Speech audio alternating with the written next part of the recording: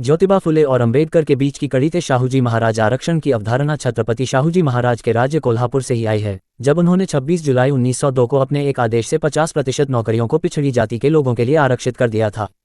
छत्रपति शाहूजी महाराज कोल्हापुर रियासत के राजा और छत्रपति शिवाजी महाराज के वंशज छत्रपति शाहूजी महाराज का उदय ऐसे समय हुआ जब सामाजिक परिवर्तन के आंदोलन में ज्योतिबा फुले का नेतृत्व नहीं रहा। शाहूजी महाराज ने कोल्हापुर राज्य की बागडोर 1894 में संभाली थी, जिसके 4 वर्ष पूर्व 28 नवंबर 1890 को महात्मा ज्योतिबा फुले का परिनिर्वाण हो गया था। ज्योतिबा फुले के बाद उनके मानवतावादी विचारों को जनमानस में पहुंचाने की जिम्मेदारी छत्रपति शाहूजी महाराज ने तब तक उठाई जब तक कि बाबा साहेब अम्बेडकर का भारतीय राजनीति में पदार्पण नहीं हो गया। शाहूजी महाराज ने बाबा साहेब अम्बेडकर समेत हर उन राजनेता और समाज सुधारकों की नैतिक और आर्थिक मदद की जो मानवतावादी आंदोलन को आगे ले जाने का प्रयास कर रहे थे। शाहूजी महाराज भारत में मानवतावादी आंदोलन की नींव के वही थे जिनके बिना इस आंदोलन की कल्पना भी मुश्किल है। बाल गंगाधर तिलक के समानांतर परंपरा।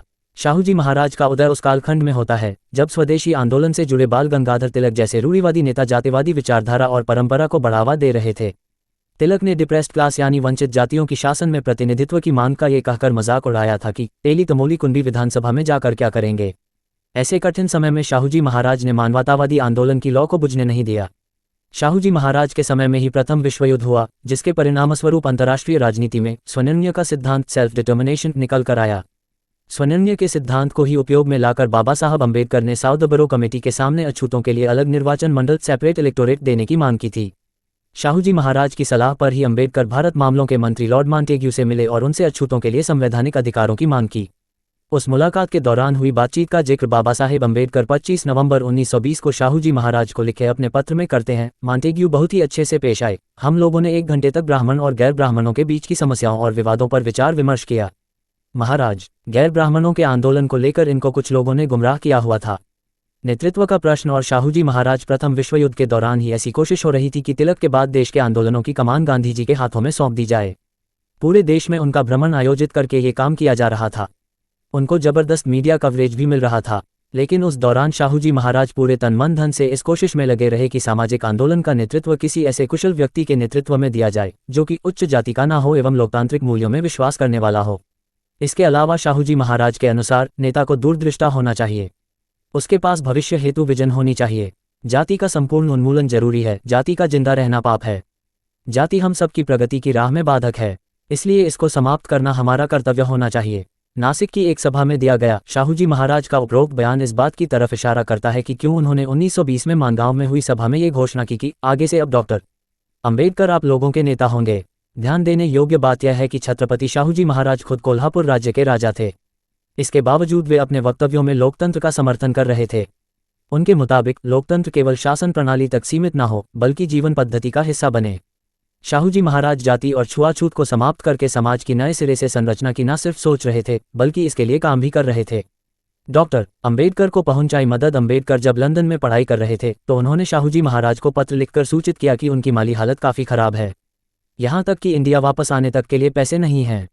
इसका जिक्र 4 सितंबर 1921 को बाबा साहब द्वारा शाहूजी महाराज को लिखे पत्र में मिलता है। मैं मिस्टर दलवी के द्वारा निर्देशित किए जाने पर अपनी वित्तीय मुसीबत आपके सामने इस आशा के साथ रख रहा हूं कि कुछ मदद मिलेगी। मुझे 100 पाउंड कानून की पढ़ाई की फीस 100 पाउंड कानून की पढ़ाई की फीस के लिए और 100 पाउंड भारत वापस आने के लिए चाहिए। मैं महाराज का बहुत ही ज़्यादा आभारी रहूंगा यदि महाराज लोन के रूप में ही सही $200 की व्यवस्था मेरे लिए कर दें। लंदन से वापस आकर मैं महाराज का ये लोन ब्याज सहित वापस करूंगा। ऐसी विकट परिस्थिति में शाहूजी महाराज ने डॉक्टर अम्बेडकर को न केवल लंदन में वित्तीय मदद भिजवाई बल्कि उनकी पत्नी रमाबाई अम्बेडकर की भी वित्तीय मदद की। शाहूजी महाराज 6 सितंबर 1921 को अम्बेडकर को जवाबी खत में लिखते हैं, कृपया श्रीमती अम्बेडकर को ये सूचित कर दे कि किसी भी तरह की वित्तीय कठिनाई को बिना झिझक मुझे लिखें, मैं उनकी जितनी भी मदद हो सके करूंगा।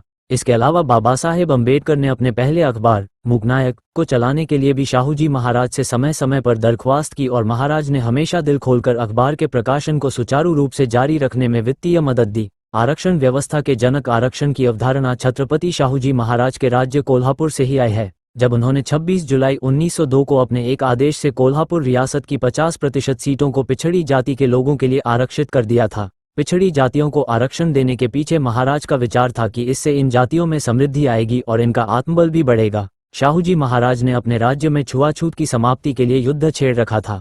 उन्होंने समय समय पर राजकीय आदेश जारी करवाए कि छुआछूत कोल्हापुर रियासत में समाप्त की जाती है। 15 जनवरी 1919 के अपने एक आदेश में शाहूजी महाराज ने रियासत के सभी अधिकारियों, राजस्व, न्यायिक और अन्य को यह आदेश जारी किया कि कोई भी अधिकारी अगर छुआछूत करते हुए मिला तो उसे राज्य की सेवा से मुक्त कर दिया जाएगा। शाहूजी महाराज ने 3 मई 1920 को कोल्हापुर राज्य में बंधुआ और बेगार मजदूरी पर प्रतिबंध लगा दिया था। ये प्रथा उत्तर भारत से 1980 के दशक में जाकर समाप्त हो पाई, जब शाहूजी महाराज की विरासत वाला बहुजन आंदोलन खड़ा हुआ। सूचना सिर्फ मान्यताओं और जानकारियों पर आधारित है। यहाँ ये बताना जरूरी है कि यह मेरा वीडियो किसी भी तरह की मान्यता, जानकारी की पुष्टि नहीं करता है। किसी भी जानकारी या मान्यता को अमल में लाने से पहले संबंधित विशेषज्ञ से सलाह लें। धन्यवाद।